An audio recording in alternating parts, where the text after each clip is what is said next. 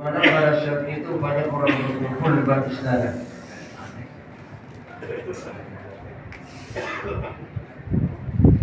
Karena banyak orang berkumpul di depan istana, maka si pemuda tadi penasaran, ingin tahu kenapa kok banyak banget orang berkumpul di depan istana. Maka setelah nanya pemuda tadi, "Pak, ini ada apa, Pak? Kok banyak orang berkumpul di istana? Seakan-akan ada hal yang terjadi dan ada yang dirahasiakan." Maka yang ditanya tadi menjawab, "Gini anak muda, bahwasanya raja yang memimpin kerajaan ini telah selesai masa jabatannya, dan sekarang mau cari pengganti raja baru. Tapi ternyata semua yang ada di kerajaan ini tidak satupun yang siap untuk menjadi raja. Bahkan dipaksa jadi raja, nggak mau dia." Mendengarkan pernyataan yang semacam ini, pemuda tadi semakin penasaran. Ini kenapa ini? Kok jadi pejabat nggak mau? Suruh jadi raja menolak. Bahkan kadang-kadang terjadi berebut, Pak. Jadi RT RW berebut biasanya. Ini sudah jadi raja, tapi ternyata menolak. Maka dari sekian pembicaraan, dari orang kampung tadi mengatakan gini, setelah didesak oleh pemuda tadi, "Gini anak muda, karena di sini masa jabatan raja cuma 5 tahun. Dan selama menjabat 5 tahun itu dipersilakan untuk menggunakan berbagai macam fasilitas. Apa saja bisa digunakan sepuas-puasnya dan apa saja silakan. Tapi setelah 5 tahun akan dibuang. Dibuangnya ini di suatu hutan yang besar. Di situ banyak binatang buas, jurang tinggi. Yang jelas di situ tempatnya adalah serem. Makanya karena atas itu tidak ada satu orang pun yang siap menggantikan untuk menjadi raja." Maka pemuda tadi nekat, "Udahlah, kalau begitu, kalau memang selama jadi raja boleh menggunakan semua fasilitas semaunya, saya siap menjadi raja." Maka karena kesiapan pemuda tadi, orang-orang pada ngomong, "Wah, ini berani banget anak muda. Padahal jabat cuma 5 tahun, setelah itu akan dibuang. Kenapa kok berani banget ini anak muda?" Yang akhirnya pemuda tadi dilantik jadi raja. Setelah dilantik jadi raja, hari pertama dia kerja, maka dia mengajak pengawalnya menunjukkan di mana tempat pembuangannya. Berangkat bersama-sama ke tempat pembuangan. Ternyata pembuangannya serem banget, Pak. Hutannya masih besar, luas, banyak jurang berbahaya. Tapi karena pemuda tadi cerdas sebagai raja, dia udah gak sabar. "Hai saudara-saudara, kapan saya mau dibuang? Saya udah siap nih." Kenapa? Karena sudah disiapkan dulu pembuangannya. Dan dia buat bahwasanya tempat pembuangan tadi lebih indah, lebih nikmat. Tuannya pengen cepat-cepat dibuang ke tempat pembuangannya tadi. Beda dengan raja yang pertama. Raja yang pertama ini orangnya sombong. Raja yang pertama ini tidak mikir bahwasanya mau dibuang. Sehingga dia menjabat sebagai raja, maka berbagai macam kemaksiatan, berbagai macam kezaliman, bahkan main-main tidak pernah menyiapkan daripada tempat pembuangannya. Sehingga di saat dibuang saudara, maka pada saat itu dia ketakutan, kesakitan, dan dalam keadaan menderita. Itulah ibaratnya saudara, bahwasanya kita itu ibaratnya musafir tadi. Kita ibaratnya seorang pemuda yang suatu saat kita akan dibuang, Pak. Dibuang kemana? Ke kuburan umpamanya kita. Coba bayangkan, kalau roh sudah terpisah daripada jasad, maka sudah gak berarti lagi. Misalnya ada orang ganteng, cuma gak ada rohnya, kan ada yang mau. Ada orang cantik banget jadi rebutan di kampungnya, rohnya gak ada yang mau. Makanya Pak, kalau roh sudah terpisah daripada jasad, itu disebutnya mayat. Atau mayitatun, mayat ya. Ini ngadopsi daripada bahasa Arab. Karena kalau sampai kita takziah, kita jujur, ini bisa berantem nih. Kenapa mayat ini kalau bahasa kita kan bangkai Pak. Misalnya kita takziah, bangkai bapakmu di mana? Mau digaplok kita bisa. Sudah jauh berarti sama sekali. Itulah suatu saat perjalanan kita, saudara. Kita sebagai musafir di dunia ini, yang suatu saat saudara kita akan pulang kepada tempat kita masing-masing. Makanya Imam Syafi'i pernah mengingatkan, jaddidus safina fa innal bahral amik. Perbaulilah perahu-perahu kalian.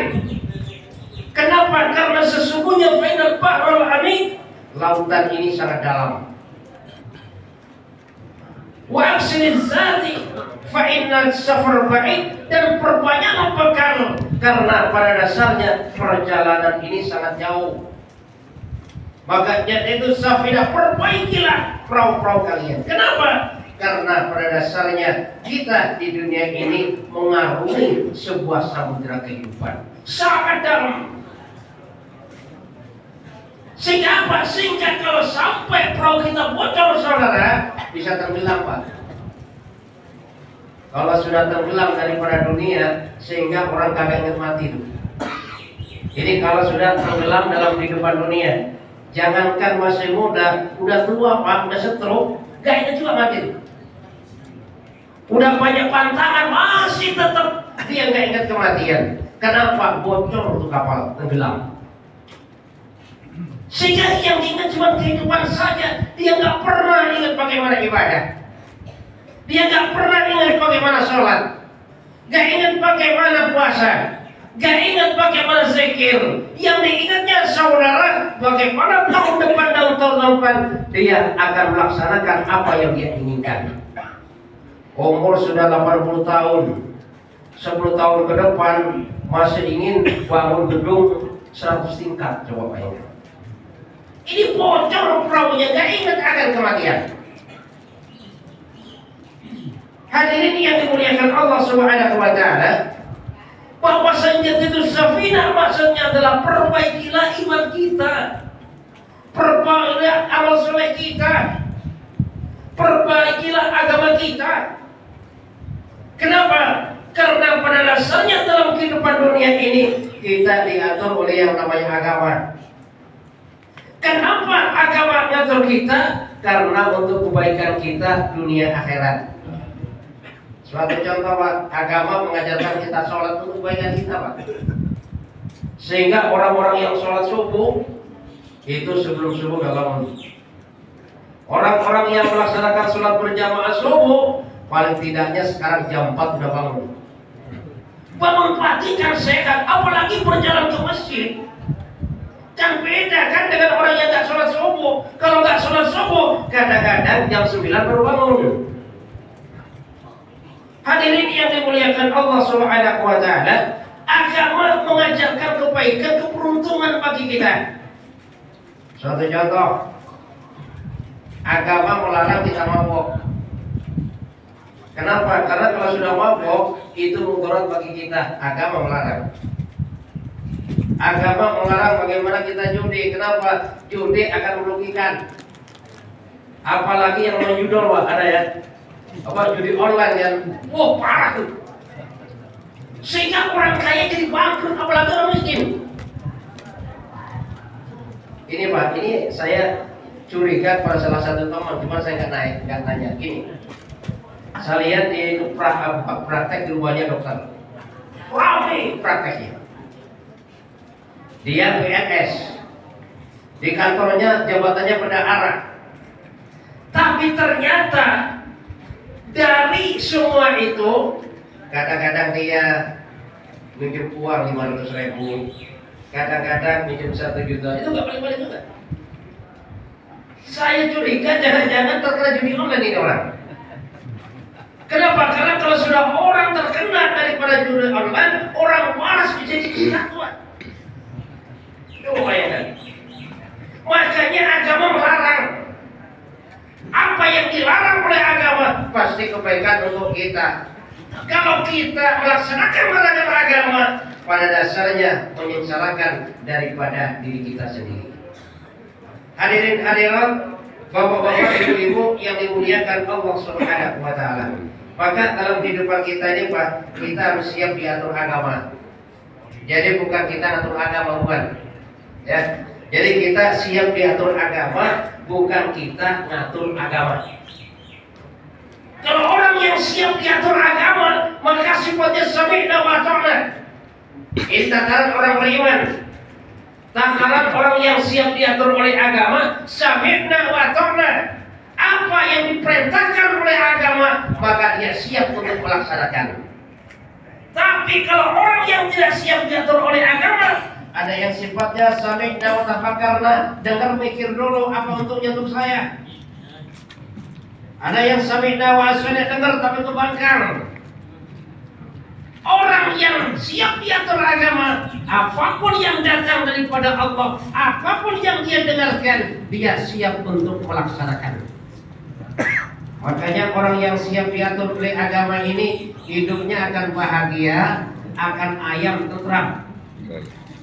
Ini orang yang siap diatur agama. Kenapa? Dipelihara oleh Allah. Satu contoh gini Pak, kucing Pak. Kucing kalau peliharaan ini tenang kucingnya. Sehingga dia tidur, bangun tidur, makan disediain. Kenapa? Ada yang melihara, ada tuannya. Bahkan salah satu teman di rumahnya itu, para saudara kita, bagaimana pentingnya melaksanakan daripada sholat berjamaah. Bagi siapa? Laki-laki saudara. Kalau perempuan boleh, tidak ke masjid juga boleh, ke masjid pun juga boleh. Ini perempuan. Jadi enaknya perempuan ke masjid boleh, enggak juga boleh. Hebatnya perempuan ini Pak, ibu-ibu ini, dia sholat sendirian di rumah. Lakinya sholat ke masjid. Punya 4 anak laki-laki sholat ke masjid. Maka ibu tadi sekali sholat dapat 135. Kenapa? Dari satu lakinya 4 anak lakinya dan 1 dia. Berarti 136 sekali sholat tuh ibu-ibu. Ke masjid juga boleh, enggak juga boleh. Boleh ibu-ibu ke masjid asal bisa menjaga fitnah. Artinya apa? Apalagi masih muda. Masih muda ini tidak bersolek, tidak berharum-haruman maunya, auratnya tertutup dengan rapi, boleh ke masjid. Tapi kalau sekiranya dia menimbulkan fitnah, jarak 10 meter udah kecil parfumnya, pakai pakaiannya ketat, you can see lagi, masih muda, cakep. Jangankan anak muda, kakek-kakek pun cakep itu mikirin. Nah kalau ada perempuan yang seperti ini, lebih baik di rumah saja, nggak usah ke masjid.